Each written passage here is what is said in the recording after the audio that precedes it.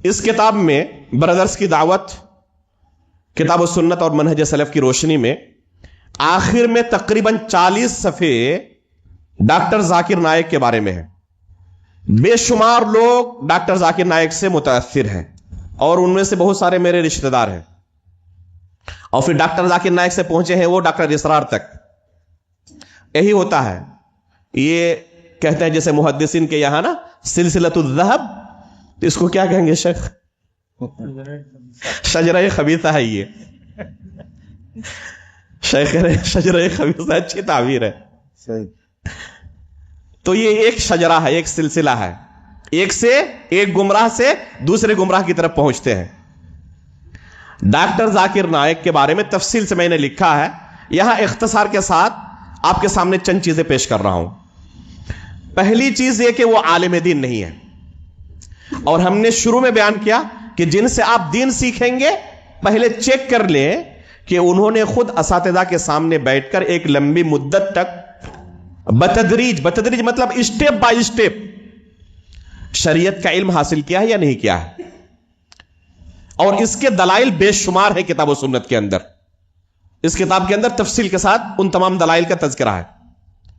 Doctor साहब के यहां बुनियादी तौर पर यह खलल मौजूद है कि उन्होंने असातिज़ा के सामने बैठकर बतदरीज एक लंबी मुद्दत तक किताब सुन्नत का इल्म हासिल नहीं किया है। लिहाजा जिन आयतों के अहादीस के वो नंबर बयान करते हैं, वही हदीस आप उनके सामने खोल कर रख दें और कहें कि पढ़कर सुना दे, तब पता चल जाएगा आपको कि हकीकत क्या है इन नंबर्स के पीछे। शरीयत के जो अहम मसादिर हैं उनके सामने खोल कर रख दे और पढ़ने के लिए कहें, पता चल जाएगा हकीकत क्या है। तो ये पहली चीज है कि उन्होंने किताब सुन्नत का इल्म हासिल नहीं किया है। गैर अरबी किताबों से, चाहे वो अंग्रेजी उनकी किताबें रही या किसी दूसरे जबान की हो, ऐसी किताबों से जो इल्म हासिल करे जाती तौर पर मेहनत करके, ये एक हिसाब से अच्छा है कि कोई अमल करने के लिए काम करे। कोई अमल करने के लिए कोई दीनी किताब पढ़ रहा है, अच्छी चीज है, लेकिन अगर लोगों के सामने खड़े होकर लोगों को अल्लाह का दीन सिखाना चाहता है तो बहुत बड़ी जिम्मेदारी है। इस जिम्मेदारी को अदा करने से पहले उसके लिए कुछ शुरूत व ज़वाबित है। पहले उसे अहल होना पड़ेगा। जैसे आपको जरूरत पड़ी है, कोई बीमारी आपकी हुई, तो आप किसी दवा के बारे में जानते हैं, जाके मेडिकल से आपने ले लिया, खा लिए, आपको क्या हुकूमत आके पकड़ेगी? नहीं पकड़ेगी। लेकिन आप खुद डॉक्टर बन जाएं और लोगों के इलाज और मुआलजे का काम शुरू कर दें, पकड़ेगी नहीं पकड़ेगी? उस वक्त पकड़ेगी कि नहीं। इस लेवल पर काम करने के लिए आपको पहले लाइसेंस लेना पड़ेगा। तो इसी तरीके से अगर कोई शख्स खुद अमल करने के लिए दीनी किताबों को पढ़ता है तो अच्छी बात है, लेकिन लोगों को दीन सिखाना चाहता है तो उसके लिए तरीका दूसरा है।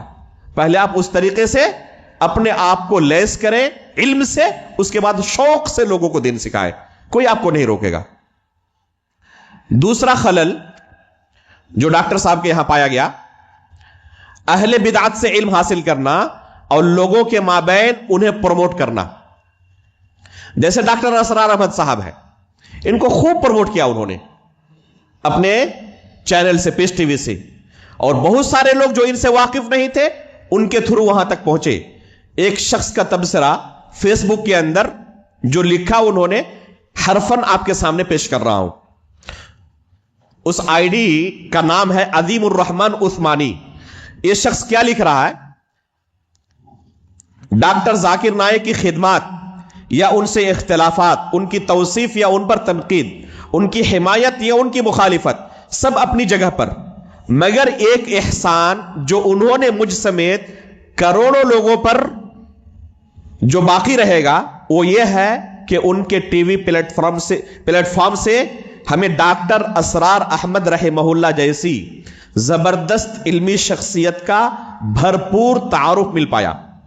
वरना वाकया यह है कि बेशुमार लोग बशमूल मेरे डॉक्टर असरार अहमद रहमहुल्लाह के अफकार से बिल्कुल अजनबी थे। मैं खुद ऐसे दर्जनों अफराद से मिल चुका हूं जिन्हें दीन से रगबत व ताल्लुक डॉक्टर असरार के पीस टीवी पर नशर हुए ان خطابات سے پیدا ہوا جو سامع و نادر کے وجود کو گویا جھنجھوڑ دینے والے ہیں. خود اعتراف کر رہے ہیں کہ اجنبی تھے بالکل ڈاکٹر اسرار سے. کیسے تعارف ہوا؟ ڈاکٹر ذاکر نائک اس کے سبب بنے. تو یہ اہل بدعت کو پروموٹ کرنا ڈاکٹر صاحب کا ایک طریقہ رہا ہے. ان سے پوچھا گیا کہ امت کے اندر سب سے کبار علماء بھی کون ہے؟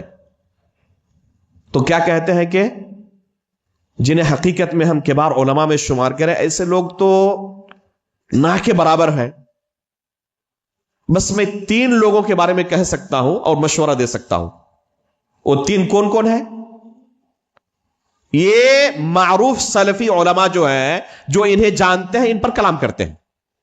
جن میں سے ایک شخص ہے محمد حسن الددو، جو معروف اخوانی اشعری اور صوفی ہے، اور ابھی چند مہینے پہلے اللہ کے رسول صلی اللہ علیہ وسلم پر بھی طعنہ زنی کر چکا، اور بے شمار عرب کے مشائخ نے ابھی ان پر زبردست طریقے سے رد کیا ہے.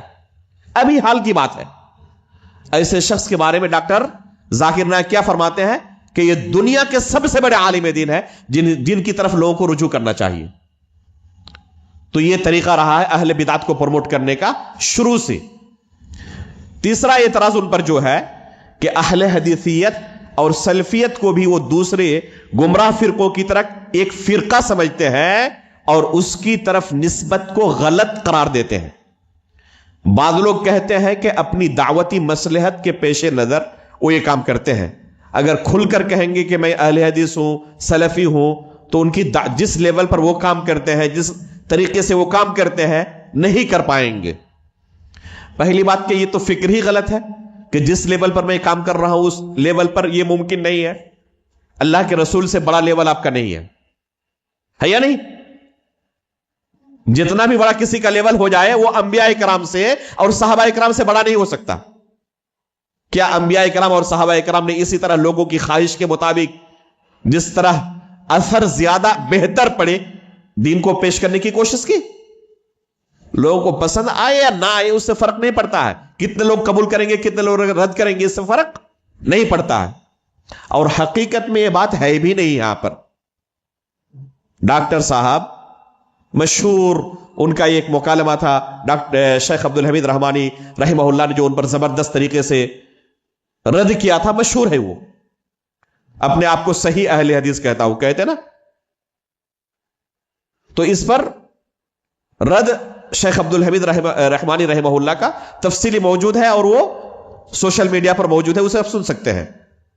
یہ کہنا کہ ڈاکٹر صاحب یہ صرف دعوتی حکمت کے پیش نظر کہتے تھے، یہ بات درست نہیں ہے، بلکہ وہ اس نسبت کو غلط قرار دیتے ہیں اور دوسرے گمراہ فرقوں کے ساتھ اہل حدیث کو بھی ایک فرقہ تصور کرتے ہیں.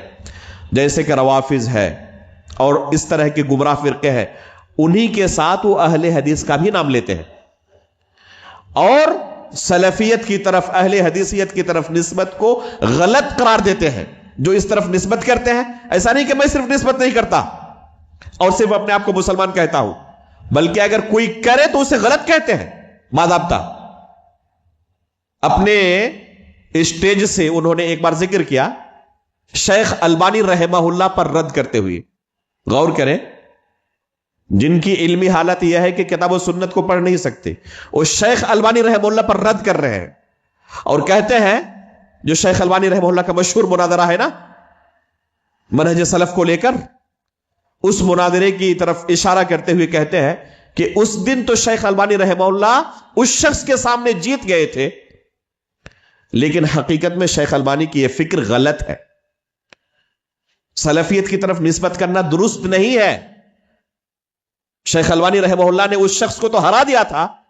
مشہور مناظرہ ہے شیخ البانی رحمہ اللہ کا، جانتے نہیں جانتے اس مناظرے کے بارے میں؟ ایک شخص آیا اور یہی کہنے لگا کہ میں اپنے آپ کو صرف مسلمان کہتا ہوں، اہل حدیث کہنا درست نہیں سمجھتا، سلفی کہنا درست نہیں سمجھتا، صرف میرا نام مسلمان ہے. تو شیخ البانی رحمہ اللہ نے اس سے کہا کہ اچھی بات ہے، लेकिन तुम कौन सा मुसलमान हो, जरा ये भी बताओ। क्या तुम अबू बकर और उमर को गाली देते हो, काफिर समझते हो उन्हें? कह रहे नहीं, उन्हें गाली नहीं देता। कुरान को मखलूक कहते हो? कह नहीं, बिल्कुल कुरान को मखलूक नहीं कहता। अल्लाह की सिफात का इनकार करते हो? नहीं, अल्लाह की सिफात का इनकार नहीं करता। जो गुमराह फिरकियों के मशहूर गुमराहियां थी, उन तमाम का तज़किरा किया और कहा कि मैं बिल्कुल भी ये बातिल और गलत नजरियात नहीं रखता, बल्कि वो इस्लाम फॉलो करता हूं जो सहाबा इकराम के यहां था। तो शेख अलबानी ने कहा, जो तुमने इतनी लंबी चौड़ी अपनी तारीफ की, अपना तारुफ पेश किया तुमने कि मैं ये गलत नजरिया नहीं रखता, ये गलत नजरिया नहीं रखता, ये गलत नजरिया नहीं रखता, ये गलत नजरिया नहीं रखता, जो 5 मिनट तक तुमने बयान किया ना, इसी को हम एक लफ्ज में कहते हैं कि हम सलफी हैं, हम अहले हदीस हैं। इतना लंबा चौड़ा तारुफ करने के बजाय एक लफ्ज में यही तारुफ तुम कर सकते हो। तो उस शख्स को हकीकत समझ में आ गई। शेख अलबानी रहमहुल्लाह के उस शख्स के साथ इस मुनादरे के बारे में डॉक्टर साहब क्या कहते हैं कि उस शख्स के सामने तो शेख अलबानी जीत गए थे, लेकिन हकीकत में शेख अलबानी की यह फिक्र दुरुस्त नहीं है। अपने आप को अहले हदीस कहना और सलफी कहना दुरुस्त नहीं है, गलत थे शेख अलबानी। सही यह है कि सिर्फ अपने आप को मुसलमान कह सकते हैं हम, और कुछ नहीं कह सकते। तो ये डॉक्टर साहब इसकी तरफ दावत देते थे, सिर्फ दावती मसलिहात के नजर पेश नजर नहीं कहते थे, बल्कि कोई अहले हदीस अपने आप को कहे, सलफी कहे, तो उसे गलत करार देते थे सराहत के साथ। ये इसके बिलमुकाबिल तबलीगी जमात की बड़ी तारीफ करते थे। बाज़ाब्ता अपने बारे में कहते हैं कि एक जमाने तक मैं काम कर चुका हूं इस जमात में और इनकी बड़ी बड़ी खूबियां हैं।